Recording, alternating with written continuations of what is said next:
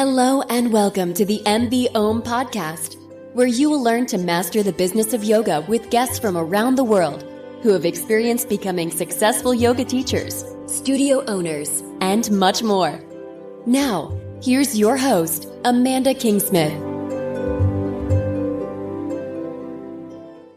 Hello and welcome to another episode of the MBOM podcast. My name's Amanda and I'll be your host for this and all episodes of the show. And I am super excited that you're here on another wonderful Monday joining me for another episode of MBOM Mastering the Business of Yoga. And today on the podcast, I am super excited to be joined by Nicole Lovald.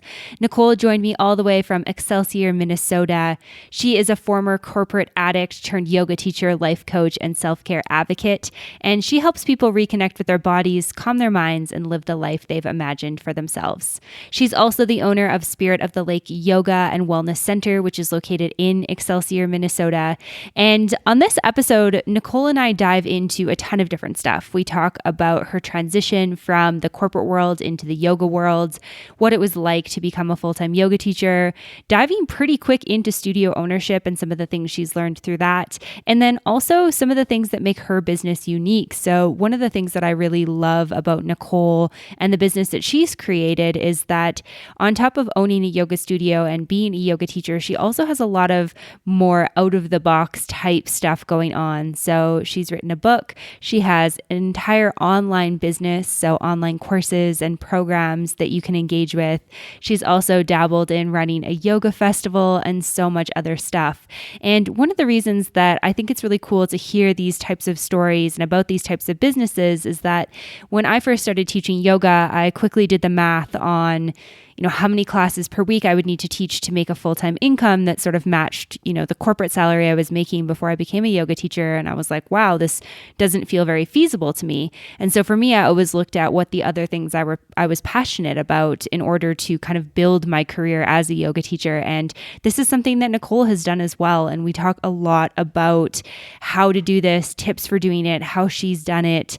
And hopefully at the end of this, you'll feel confident in being able to, expand your business outside of the yoga studio as well. So I hope that you enjoy this episode. And without further ado, here is Nicole.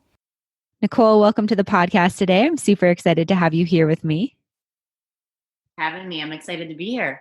Yeah, I'm so excited for this conversation and everything we're going to chat about today. I thought a good place to start, though, would be to back up a little bit. Let's talk about your yoga story. Can you tell me how you first got into yoga and what inspired you to become a yoga teacher? I sure can. Yeah. So I started yoga about 10 years ago. And the way that I found yoga is I was working in a high-rise building downtown Minneapolis. I had worked in the corporate environment for about 10 years. And I was trying to find something to help me manage my stress. My husband was in the military at the time, and he was deployed to Iraq. We also had a 2-year-old. My son was just 2 at that time, so I was learning how to single parent. I was trying to manage, the household and everything on my own, and manage my work. And I had a team of people working for me, and I pretended like everything was okay and I could handle it all. And I realized that I was under a lot of stress because my hair started to fall out.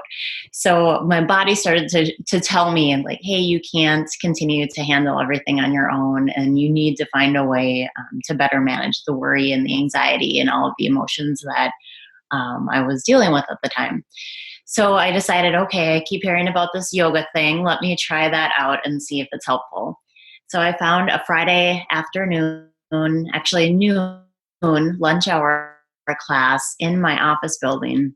And so I walked downstairs to this, it was in a gym setting, went into the gym, took this yoga class. And I thought, the exercise aspect of it was great. I enjoyed it.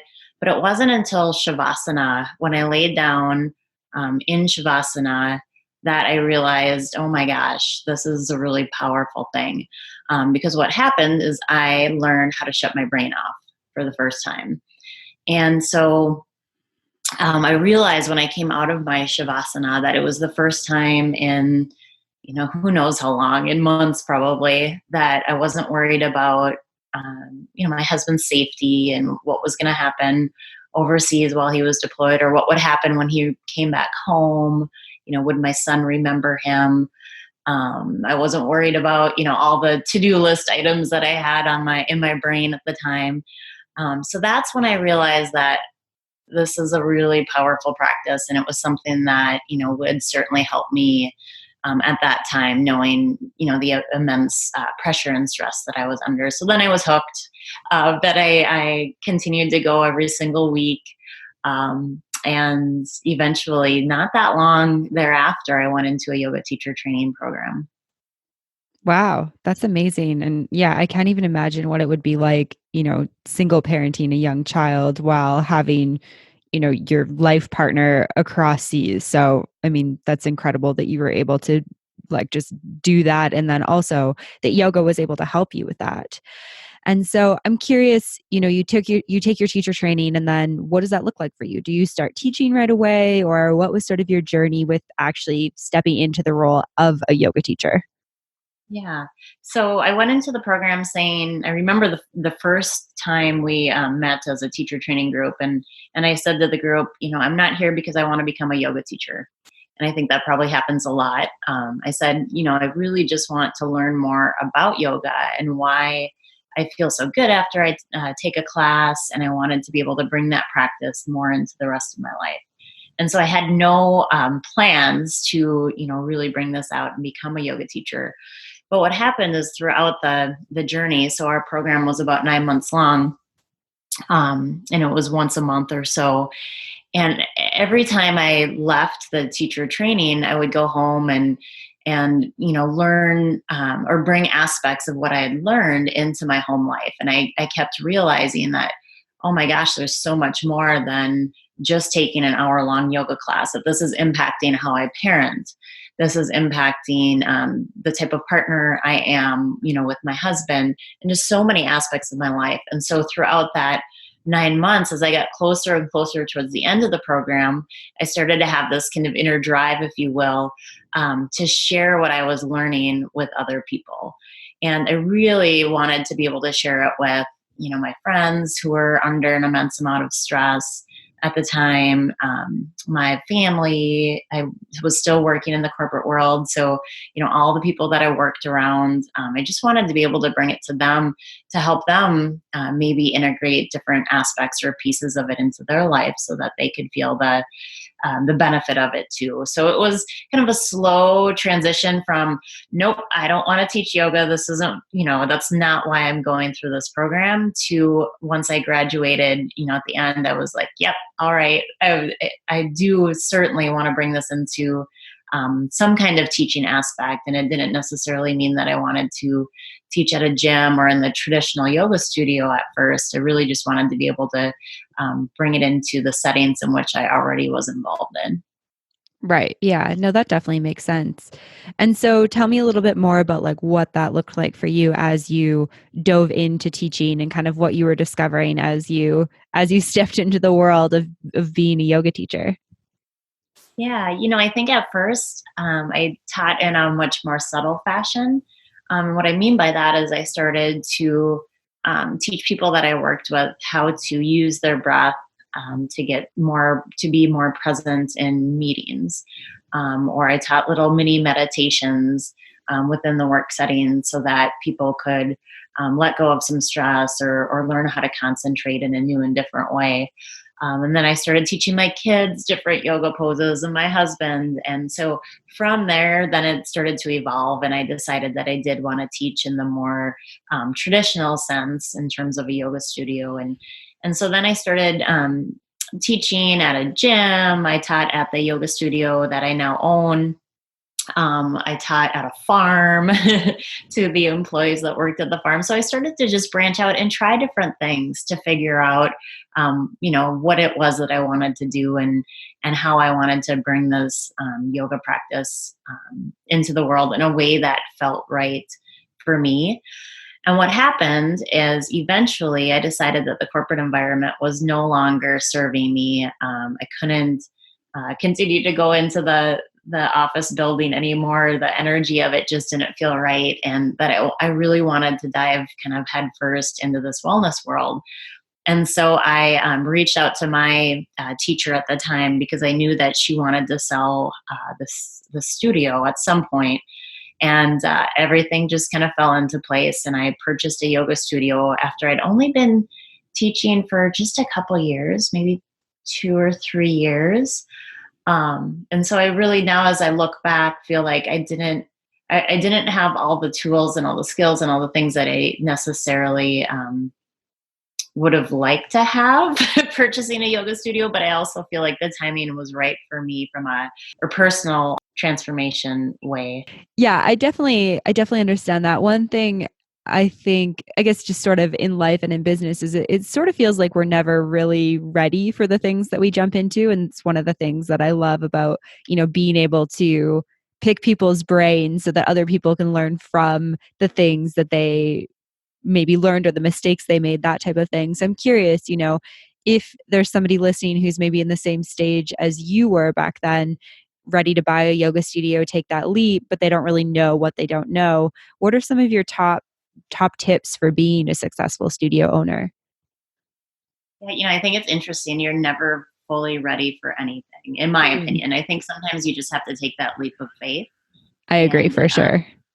yeah, I kind of listened to that intuition. And for me, my intuition was saying, okay, maybe you don't have all the skills and have everything, perfect in terms of knowing everything you need to know. But it just, my inner self was telling me, okay, it's time to do this. And that's where I feel like things do kind of begin to fall into place for you. So, top tips in terms of jumping into buying a yoga studio. I think surrounding yourself with people who are maybe in a similar situation, or other business owners who have gone through this before. It took me a couple of years before I kind of found my tribe, if you will, and found other women who own like-minded businesses. So I have a friend now who is a therapist, and she owns a business. I have a friend who's an acupuncturist, and so she owns a wellness center. And so they're not necessarily, yoga studios, but they're in the wellness world, and they're women out there doing the kind of work that I aspire to do. And so they've been able to not only share a lot of great insights and tools and tips and things like that with me, but they've also been there to help kind of lift me up when I feel like I don't know if I'm doing the right thing here, or I'm kind of in over my head, if you will. And so they have been that tribe of support to really just lift me up when I've needed it most. So I would say, from my perspective, the number one thing is to find that tribe, to find people that, you can talk to, because you can't necessarily talk to, or may not want to talk to your staff about certain things. Like, let's say you don't meet your numbers, or finances are tough one month. That's not something that you want to talk to your teachers about. So you need somebody else, that a peer that you can go to. So I think that's an awesome tip. And then just continue, and I'll say one more tip. Well, the other tip is just continuing to find your own self-care.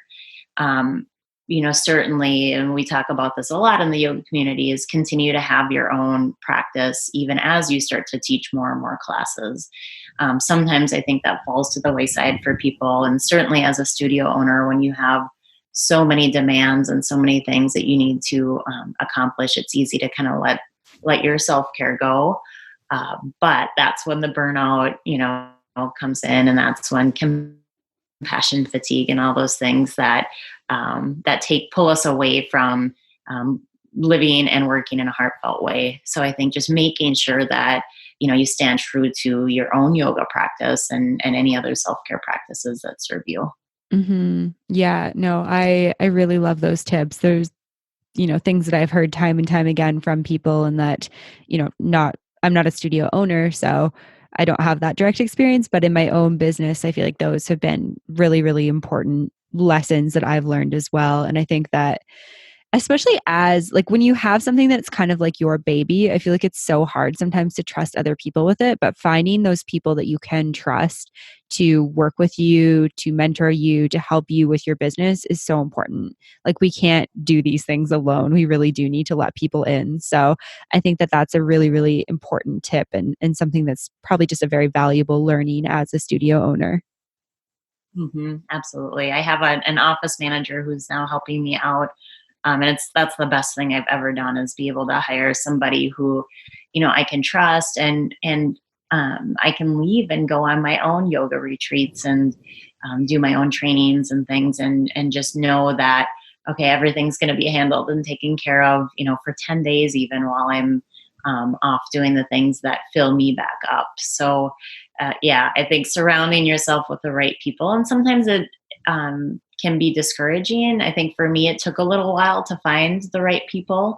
And so I guess I would just say to your listeners, know that sometimes it doesn't happen overnight. It takes a while to find the right people to have that kind of support around you, but keep working and you'll find them. Yeah, yeah, absolutely. I love that. And so one of the things that I really love about your business and what you've done is that you've really looked kind of outside, I guess, the traditional ways of teaching yoga. Obviously, you have, your yoga studio running classes there, but you've also created a yoga festival, a blog, you wrote a book, you've created many online courses. And I feel like it's just a very good example of being able to expand your reach. So I'm curious, first of all, like where did, I guess, all of the ideas for all that stuff come from? And then, how were you able to sort of successfully execute on really expanding your business and kind of getting out of the box, I guess you could say? Sure. I think the ideas just at first came from sitting around with other yoga friends and brainstorming and talking about, how do we want to bring this out of the traditional yoga studio setting and bring it to a larger audience. And the first kind of big project that we took on was hosting the Spirit of the Midwest Yoga Festival. And that was just a friend of mine. Her and I sat down and she said, I think we should host a yoga festival. I think we'd be good at that and it would be fun. And we just kind of ran with it. We just decided, yeah, what do we have to lose? Let's try this and let's have some fun with it. So we carved out some time. We would meet every Friday. And sometimes it would turn into, it would start as 4 hours. Sometimes it would turn into like an 8-hour fest of us, just coming up with all different fun ideas and things that we could do. And we just had a blast getting together and doing that. So I think sometimes the ideas just come from a natural place of, I'm super excited about this. I think it would be a blast to do. So let's just try it and see what happens.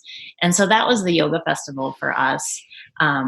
We decided after doing that although we loved it and we had a blast, there was so much time invested and little return in terms of, emotionally, mentally, we had a great time, but financially, there was not a lot of return on that. So we had to learn, kind of the hard way with that one that, yep, this was a great idea, but the ROI isn't there for us in terms of our time and effort. So we set that aside.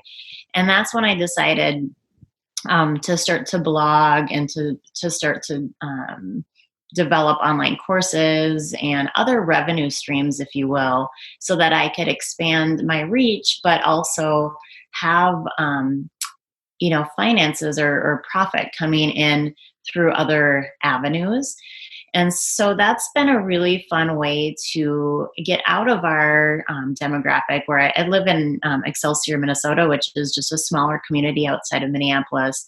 And because it's a smaller community, I wanted that broader reach. So I think being able to create some online tools and online resources has done that in a way for me. And then the third piece is writing a book. And for me, that was started just as a journey of using writing as kind of a tool to get my thoughts out. And it was really a therapeutic process for me of writing my story. And eventually it just kind of shifted and turned into this well, I think maybe this is becoming a book. And if I'm writing a book, I might as well publish it and put it out there so it can be a resource for people as well. So it's interesting. Some of them, some of the things that I've done have been very intentional in terms of being a revenue stream and sharing this work in a broader way. And some of it has been very organic, meaning that it's just felt right, and it's kind of shifted from being something that I just enjoyed to something that I decided, I should continue to work on and put out there into the world. Amazing. I love all of that. I think it's just so awesome and so inspiring that you've been able to create all of this stuff. And so, I think for a lot of people listening, they kind of look at, what they're doing with yoga, and a lot of people that I hear from are maybe teaching part-time and then they have something else on the side and they really want to step into the role of a full-time yoga teacher. But I think when you think about teaching yoga full-time, it's very like you just have to do a couple of quick number calculations to be like, okay, well, I'm most likely not going to make like a comfortable like income to live off of just teaching studio classes. And so I think for a lot of teachers, they're looking at like, how do I expand my business? How do I expand my reach? How do I start looking at, I guess teaching outside the box or teaching something differently? And so my question for you is, for somebody who's kind of in that position, how do you get started kind of like building this expansive business? Like, what are some tips for just beginning to think like, how do I expand my reach? How do I expand my business? Yeah. Well, first I'll say I don't think yoga teachers make nearly enough. And I've tried really hard at our studio to financially support our teachers. So we pay per head versus just paying a set rate. And I think that that's one thing for a lot of yoga teachers is they don't realize that they have the ability to negotiate with yoga studios, and that I think a lot of people are just getting $20 an hour, $20 a class when they go and teach in a studio setting or whatever setting it might be. And I think that's one thing that teachers can take into their hands, is to recognize that if they are bringing something special to the studio, they can market themselves to the studio owner or gym or wherever it is that they're teaching. Share with those individuals what it is that you're bringing that might be different, or what you're going to do to help to market your classes and to really bring students in. So I think that's key for teachers to know, that you certainly have the ability to negotiate. Hopefully not all my teachers are listening to this and they're all going to come back and ask me next week. Like, Nicole, you said I need to negotiate. I want to make more money. But I think that's important. I come from the corporate world where that's what you do. You go back and forth and you ask for what you're worth, and you may not always get it, but it's okay. And I think certainly for women, we don't always do that work of asking. So just know that that's an important piece. And then I think looking outside of teaching just a traditional class, there's you certainly can consider doing private sessions, private meditation classes, working one-on-one with individuals or with small groups. That's a way for people to make more money. And then also, trainings and workshops and that kind of, face-to-face, but yet teaching in a way that you're providing something outside of the traditional yoga class. So how can you look at what your expertise might be in, or where you think you have really great skills, and build something from that? And then look outside of the traditional sense in terms of, meeting with somebody face to face, and think about it in the broader context of kind of the macro level versus the micro level. How can I share whatever it is that I'm passionate about and what's really near and dear to my heart? How can I share that in a really broad sense with my network and my community? And I think, there's so many avenues now that we have social media. We have LinkedIn and Instagram and Facebook and Twitter. There's so many ways that you can reach out to people in that setting, in those settings.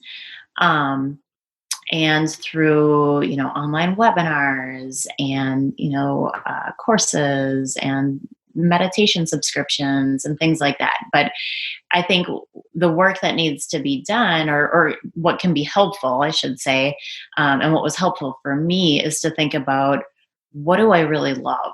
What am I most passionate about? And for me, that's really helping people that were in a similar situation as I was, where, you're doing the daily grind, you're getting up every single morning, working full time, trying to manage a family and a household and trying to get ahead and, doing all these things to the point where your stress gets overwhelming.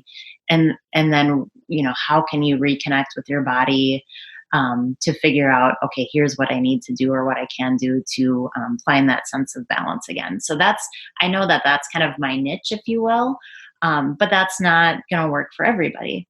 So, finding the things that really drive you and that you're really passionate about. And I think from there, sharing your message, and you'll find the ways in which to do that. If you continue to do that self-study, you'll find the ways that work best for you, but just keep an open mind, network, talk to people outside of even the yoga business, talk to people in other businesses to find out how they're marketing and how they're creating their businesses. And that's going to bring you a lot of inspiration and hopefully a lot of ideas.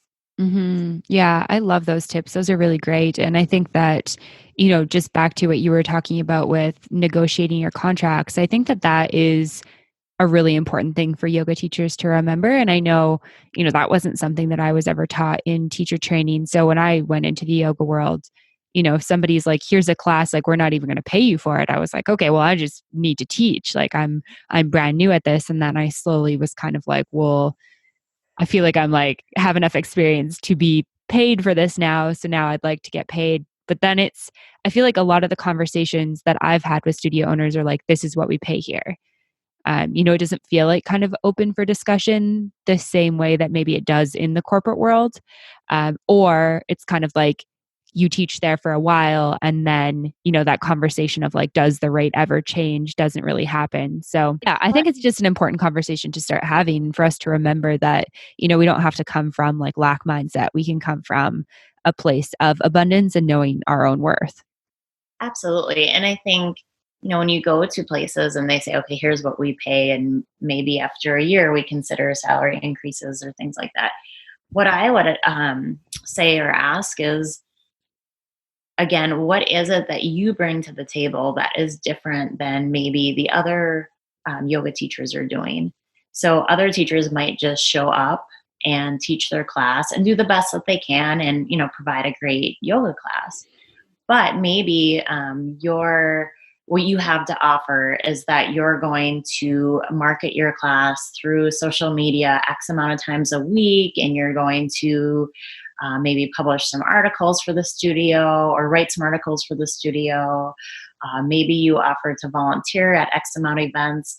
So I think, again, just thinking outside of the box, what is it that you are providing to that space or to the studio owner or the gym or wherever it is? What are you doing that's maybe a little bit different than others? And I think if you go to them with that, like, here's my offering to you, then they're more hopefully willing to have the conversation around salary. So instead of just going and saying, okay, hey, I think I'm worth X amount, go to the table with, here are all the amazing things that I intend on offering or providing you. Then I think it's easier to have the conversation. Yeah, absolutely. I really love that piece of advice. And I think that that's definitely something that I can see being super valuable. Hey, yogis, we're just taking a quick break from the show to hear from one of our sponsors. This episode of the podcast is brought to you in part by Punchpass. Punchpass has everything you need and nothing you don't at a price you can afford. Their software is simple yet powerful, efficient and easy to use. The team at Punchpass knows what it's like to run a small business like yours, because they are a small business too. Punchpass understands your challenges and they take pride in delivering great service. When you're with Punchpass, you are not alone. They lift you up and support the connections you have with your client community. They listen, they care, and they're here to support you. And all of this is one of the reasons that I love Punchpass and that I love working with them. If you're a small business, a small yoga studio, or a yoga teacher looking for a great booking service, I would definitely recommend checking out Punchpass. So if you're looking for support from easy-to-use software with great people behind it, visit punchpass.com/MBOM to try Punchpass free for 2 weeks. Once again, that's punchpass.com/MBOM. You get to try Punchpass free for 2 weeks. All right, back to the episode. I'm curious what kind of your thoughts or advice are for newer yoga teachers as they're discovering this type of thing, because I think that it takes a little bit to kind of find, your voice, your niche, who you want to target. Like, I know from my work with yoga teachers, like the biggest thing that they seem to struggle with right off the gate is like, how do I find my target market? And I think that there is a certain element of discovery that has to happen. You have to just start teaching, and you have to start, just saying things and practicing things and doing things again and again until you're like, okay, this is who I like to teach. This is the market that I want to reach. And then you start discovering like, okay, these are the programs that I could offer people, et cetera. But I guess I'm curious on your tips, like for those newer yoga teachers, how do you just start like that discovery period? Yeah, I agree with you. I think it takes some time. And we have a yoga teacher training program, and I share it as we are kind of going through the business of yoga aspect. I share, get out and teach as much as you can to as many different people in as many different situations as you possibly can, because you'll start to then find, what is it that you really love and what drives you, what motivates you. And then that's where you find your niche. But I do also think that most of us have some kind of inner drive. And so if we peel away the lens of yoga and just ask people, what motivates you to get out of bed every morning? What do you most enjoy in maybe it's the yoga teacher setting, or maybe it's just, if you look back at all of the different jobs that you've had over the years, what have you loved most about that? For some people, about those positions. For some people, it might be, I just love to connect, right? Or for some people, it might be, I am most passionate about sharing love and light, just sharing joy out in the world. For some people, it could just be so many different things, right? But I do think that we all have an inner drive, and that's maybe our dharma.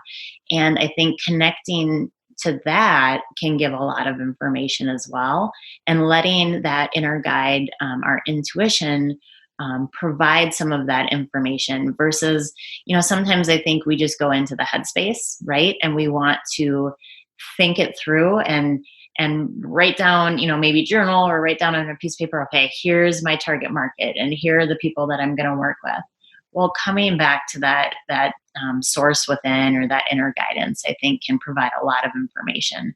And so we don't have to necessarily put that lens of, okay, I'm a yoga teacher and who is it that I want to teach? Instead, go back to, what drives you, what motivates you, what inspires you, what is it that you, kind of want to share out? What legacy do you want to leave behind?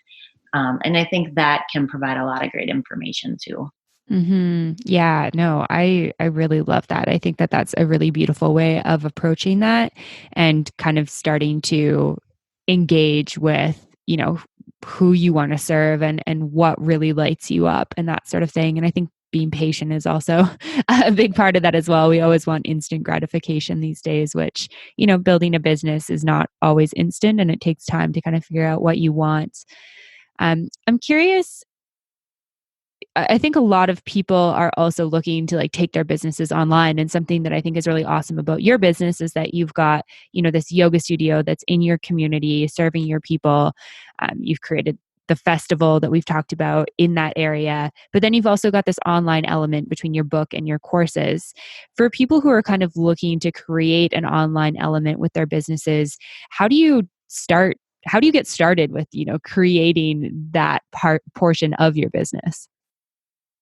Well, I was lucky in that I used to work. My corporate job was in higher education, so I have a background in working with course development and in working. I worked at online colleges, and so with working with people through that setting in that format. And what I think is interesting is that you can still have intimacy through online situations, meaning, sometimes I think people are hesitant to put their work out into the social media space and the online space. And on the flip side, some people are really anxious and excited to do that. I would say that, it is nice that there's so many options available for us now to be able to bring our work out into the online space and provide it in a way that is still interactive so that people can feel like they know who you are as a teacher and they can connect with you. So to answer or try to answer your question about how do you start to do that, I think it's really just exploring all the tools and resources that are out there. If you want to create online courses, there are an abundance of digital tools that you can use to do that. So it's really just doing the work to figure out what resources make sense for you and make sense for how you want to provide the information out. A really easy we're using Zoom right now to record this call, and that's a really easy resource or tool that people can use if they wanted to offer webinars or I'm going to start using Zoom for group coaching calls in the future. And it's a really accessible tool, and it's not, incredibly expensive. And that's just one, right? There are lots of different resources out there for creating your websites, for creating courses, for posting blogs. But I don't necessarily want to answer and say, okay, here's what you should use, because I think it's different for everybody. I use Wix for my websites that I have, and through that tool, I can post blogs, I can develop courses. There's all different things that it has basically everything that I need in that format or in that tool. But that's just one example. There's so many out there, and I think it's just doing kind of your own due diligence of digging into it and finding out, what's out there that's going to meet my needs in terms of what it is that I want to create and put out into the digital space. Mm-hmm. Yeah, no, I think I love your response. And I think that, there isn't really one way to go about it. So you're totally right there. But yeah, I think it's really important to kind of look at like what excites you, what lights you up, what are you passionate about? What do you want to share with the world, and kind of go from there, because we can gather ideas from other people, certainly, but we really can't just do what other people are doing. I think that that's a big component of just building your business in general. But yeah, I love those tips. So thank you for that. You're welcome. And Amanda, I would also add,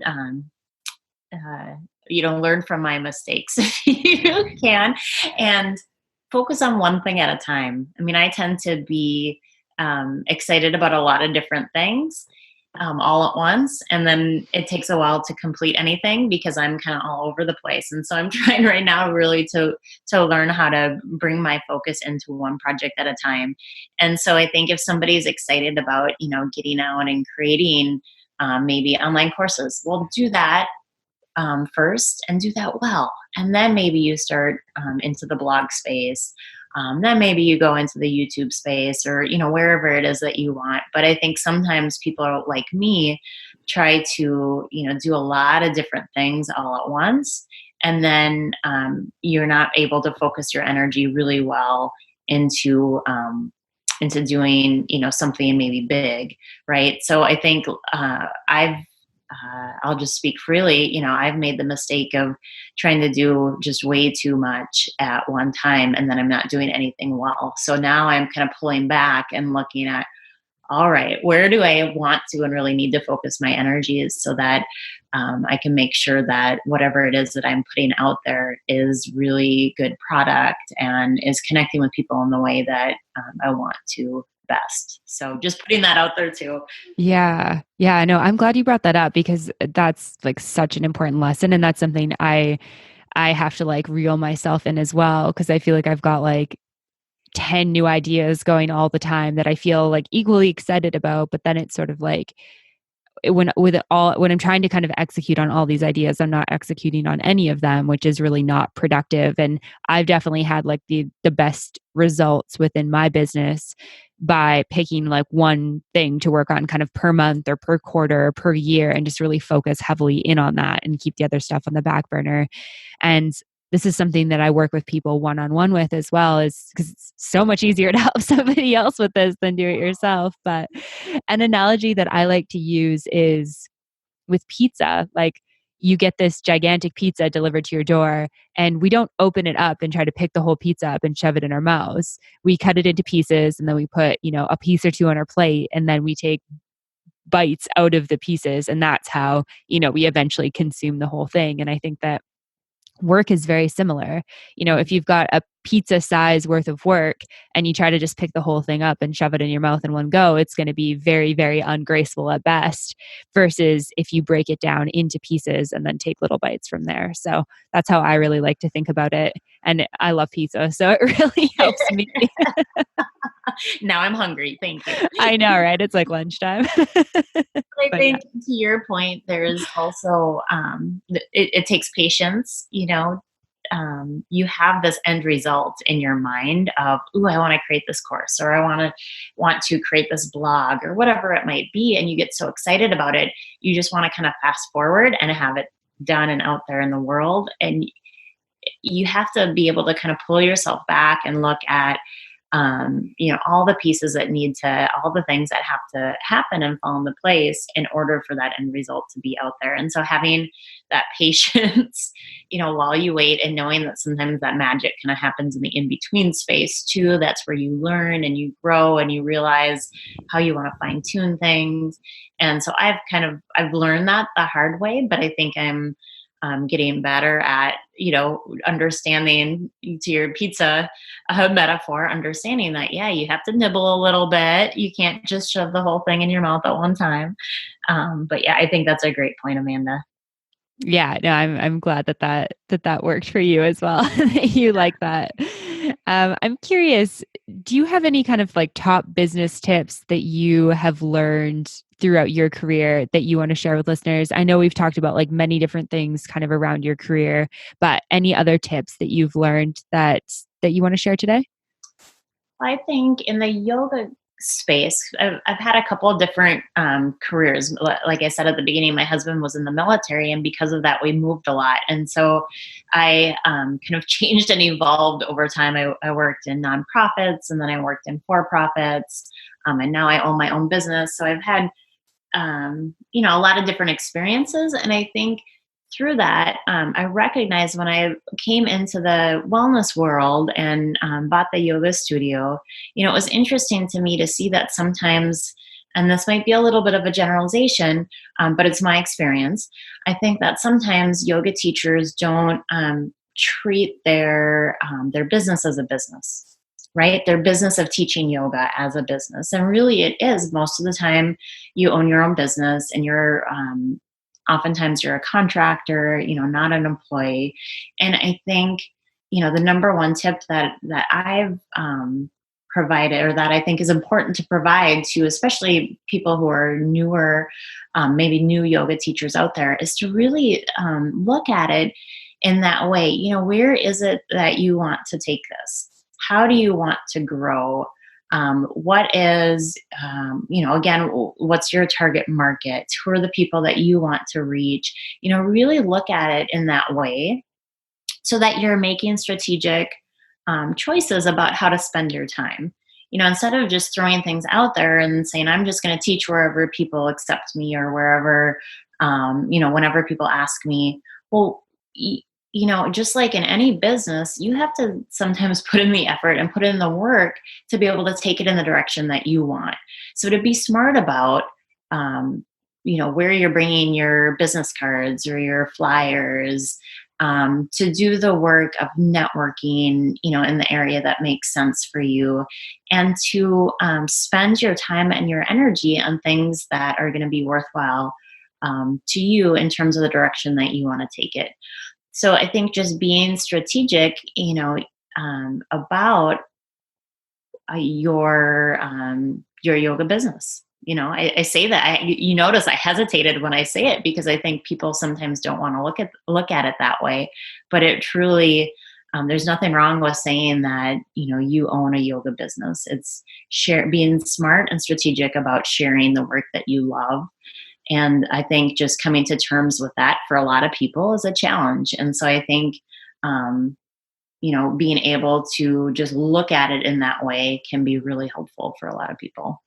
Yeah, absolutely. I love that. And I think that's, been a big part of my own personal journey. There's that like weird, awkward phase of identifying as a yoga teacher when you're new, because you're kind of like, oh, I just got a teacher training and I haven't really taught yet, but I guess I am a yoga teacher. And you kind of have to step into the role of a yoga teacher to start getting those opportunities to teach.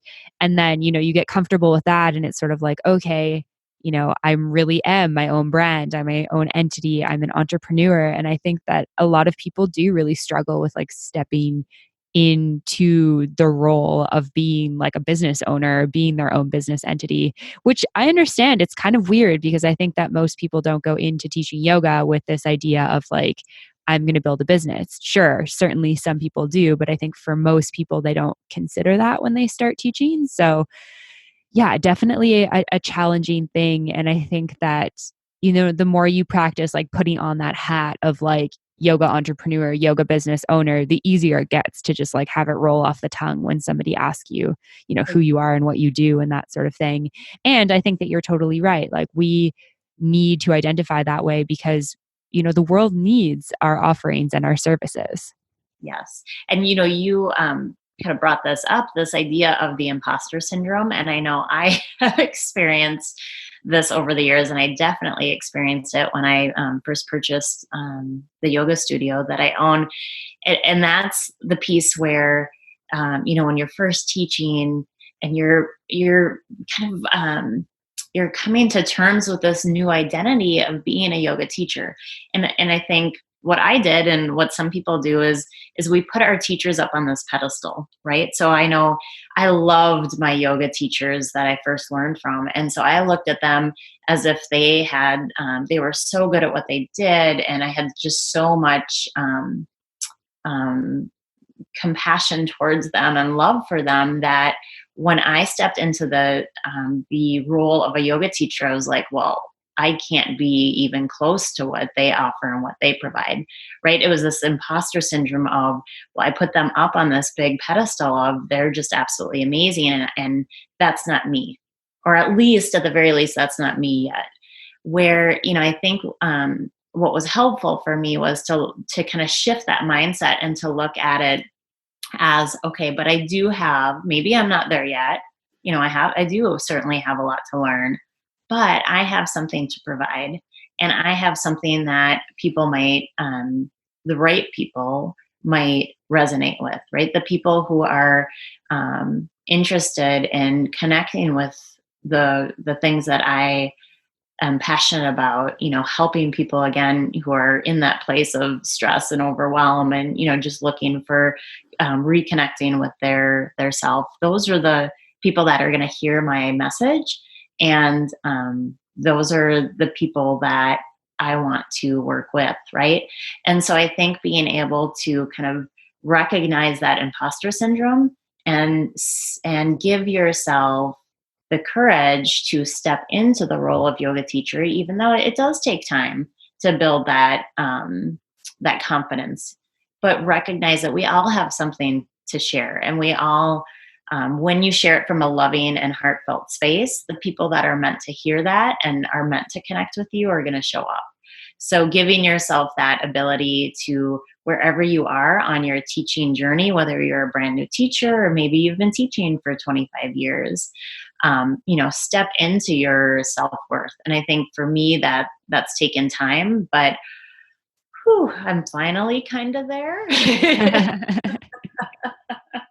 Yeah, I mean, I appreciate you being so candid about where you are with your journey because I think it is nice to hear that it's like a reminder that we're all just like humans trying to figure it out and doing our best. And I think that it's a reminder that even when you are successful in something, we can still feel this imposter syndrome from time to time. And it's a good reminder to just remember our own worth and our own value. And that, yeah, we all have something amazing to say, regardless of if you've been teaching for 5 minutes or 50 years.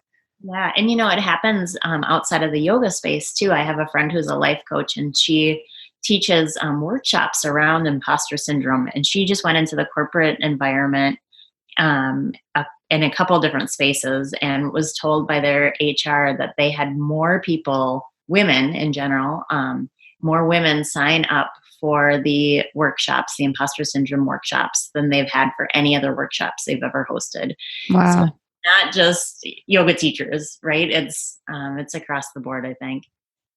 Yeah, yeah, definitely. Definitely a good reminder that we're all, dealing with the same human things. So, yeah, for sure.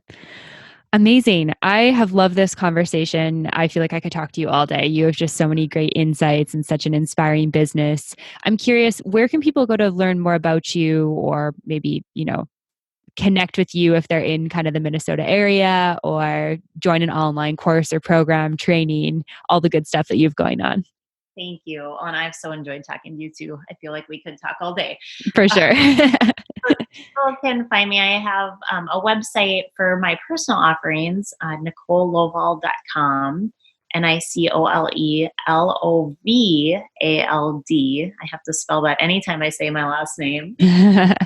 But that's my personal website where I have a meditation subscription, and I have some online courses for people to check out. And I also have a link to my book, Om Sweet Om, A Corporate Junkie's Search for Enlightenment. That is all out on the website. I'm also on Instagram and Facebook, and all the social media stuff. And then the business that I own is called Spirit of the Lake Yoga, and we're in Excelsior, Minnesota, so just about 30 minutes west of Minneapolis. And we have certainly have a website for that as well. And we have a lot of great classes 7 days a week. We do a lot within the community around. We're right outside of we're actually on the shores of Lake Minnetonka, which is a big tourist destination in Minnesota. So if you happen to visit the Lake Minnetonka area, certainly come and check out a class. Or if you live here, we'd love to see you. Your first class is free, so just come on in and have a class with us, and we would love to have you in our space. Amazing. Thank you so much for all of that. I'll make sure that there's links for all of that in the show notes so that if people are driving or running or not at a place where they can write it down, they will have access to that. And yeah, thank you again for this conversation, Nicole. It's been so awesome connecting with you. Thank you too, Amanda. And thanks to all the listeners out there for listening in on this podcast. All right, everyone. I hope that you enjoyed that episode of the podcast with Nicole Lovald. Make sure you go and check her out at NicoleLovald.com or check out her yoga studio, Spirit of the Lake Yoga and Wellness Center, if you're in the Excelsior, Minnesota area. And of course, I'll have links and all that good stuff on the show notes, so you can find that at mbomyoga.com. As always, you can find me on Facebook and Instagram at Mastering the Business of Yoga, and you can join the private Facebook community at Yoga Business Badasses, where we're talking about all things yoga business. It's a great place to ask questions, share tips, and all that good stuff. You can always reach out at info@mbomyoga.com. I always love to hear from you. And otherwise, I will see you next week. Thank you so much for listening. Namaste.